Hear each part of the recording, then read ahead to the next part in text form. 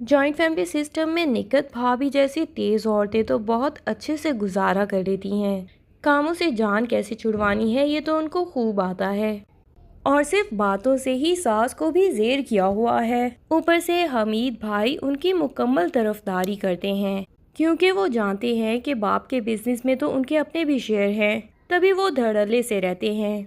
पिछले तो मजीद जैसे बेटे हैं और उन्हीं की बीवियां हैं। रास्ता का कोई मैका नहीं है, इसलिए सब लोग जानते हैं कि वो यहाँ से आखिर जाएगी भी तो कहाँ जाएगी। तो सबने उसके ऊपर इतने जुल्म ढाए हुए हैं कि वो तो बेचारी अपने हक के लिए एक लफ्ज भी नहीं बोलती। और चूंकि माँ बाप इतने कमजोर हैं, इसीलिए उनके बच्चे भी जानते हैं कि वो अपने हक के लिए आवाज नहीं उठा सकते। और इन्हीं बातों का फायदा उठा के ज़ीशान जानता है कि सिद्रा उसके खिलाफ एक लफ्ज नहीं बोलेगी और उसे हर वक्त हरास करने की कोशिशें करता है।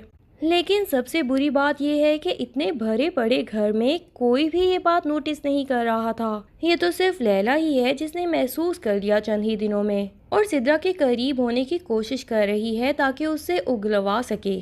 दादा दादी ऐसे बुजुर्गों का घर में आखिर क्या फ़ायदा, जो हर वक्त नमाज कुरान तो पढ़ते हैं लेकिन घर के माहौल को सिर्फ जोड़े रखने के कायल हैं, थोड़ी सी भी नज़र नहीं रखते। वरना जहाँ बहुएं उनका इतना ख्याल रख रही हैं, उन्हें थोड़ा सा तो उनके बच्चों का ख्याल रखना चाहिए। सिद्रा बेचारी अपनी माँ को कभी बताना भी चाहती है कि ज़ीशान भाई मुझे हमेशा तंग करते हैं, तो उसकी माँ तो डांट डपट के उसे चुप ही करवा देती है और यही कहती है कि तुम जानती हो ज़ीशान सबका लाडला है, अगर वो तुम्हें कोई काम कहता है तो चुप करके कर दिया करो। और वो कामों में इस तरह गोलू का बैल बन चुकी है कि उसे खुद भी अंदाजा नहीं हो रहा कि उसकी बेटियां उससे कितनी दूर हो चुकी हैं। अच्छा खासा खाता पीता घराना लगता है।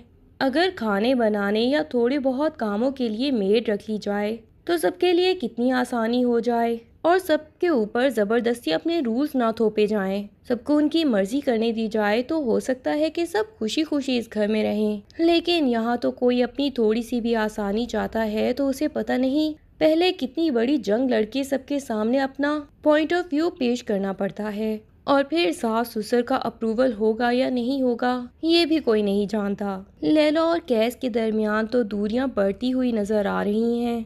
आगे जाके इनके दरमियान दूरियां मज़ीद बढ़ जाएंगी, या कैस को नज़र आ जाएगा कि मेरे घर वाले वाकई ही लैला के साथ ज्यादतियां कर रहे हैं। ये सब जानने के लिए ड्रामे की अगली एपिसोड्स का इंतज़ार कीजिए। तब तक के लिए अल्लाह हाफिज़। वीडियो पसंद आए तो लाइक एंड कमेंट ज़रूर कर दें और चैनल को सब्सक्राइब करना ना भूलिए। Thank you.